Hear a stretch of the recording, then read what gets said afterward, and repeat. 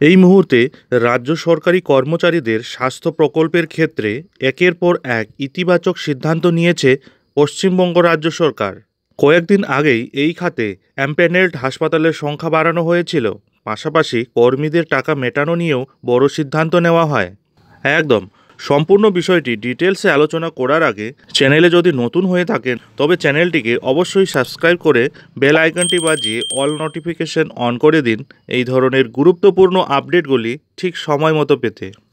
বন্ধুরা, এই মুহূর্তে পশ্চিমবঙ্গ রাজ্য সরকার তার কর্মচারীদের জন্য একের পর এক সুখবর দিয়ে চলেছেন। এবার থেকে পশ্চিমবঙ্গের রাজ্য সরকারি কর্মচারীরা স্বাস্থ্য প্রকল্পে আরও একটি বিরাট সুবিধা পেতে চলেছেন। সম্প্রতি পশ্চিমবঙ্গ রাজ্য সরকারের তরফ থেকে জানানো হয়েছে, চোখের চিকিৎসার ক্ষেত্রে লুসেন্টিস নামের ইনজেকশনের পুরো দাম পাওয়া যাবে স্বাস্থ্য প্রকল্পের মাধ্যমে।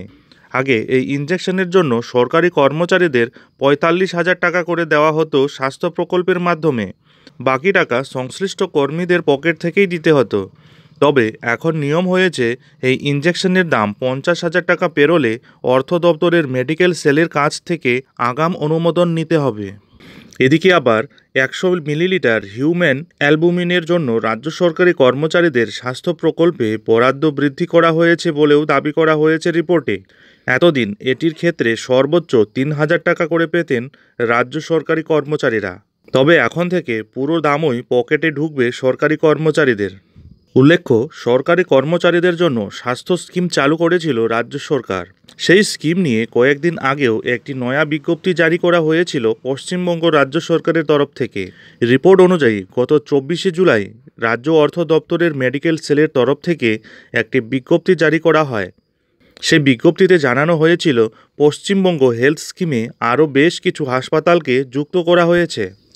এদিকে সাম্প্রতিক সময়ে অভিযোগ উঠেছিল, রাজ্যের সরকারি কর্মচারীদের স্বাস্থ্য প্রকল্পের বিল পেশের পরেও টাকা পেতে দেরি হচ্ছিল।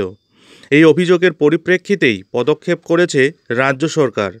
জানা গিয়েছে, স্বাস্থ্য প্রকল্প পরিচালনার দায়িত্বপ্রাপ্ত মেডিকেল সেলে এবার থেকে একজন চিকিৎসককে রাখা হবে। সরকারি স্কিমে কর্মচারীদের বিল মেটানোর কাজ এতে অনেকটাই দ্রুততার সঙ্গে সম্পন্ন হতে পারে বলে আশা করা হচ্ছে। বন্ধুরা, স্বাস্থ্য প্রকল্পের অধীনে ২ লক্ষ টাকা পর্যন্ত সরকারি কর্মী ও পেনশনভোগী এবং তাদের পরিবার ২ লক্ষ টাকা পর্যন্ত কেসলেস পরিষেবা পেতে পারেন। নিয়ম অনুযায়ী এমপ্যানেলড হাসপাতালে ২ লক্ষ টাকা পর্যন্ত চিকিৎসার খরচ হলে হাসপাতালে ওই কর্মীকে কোনো বিল মেটাতে হয় না।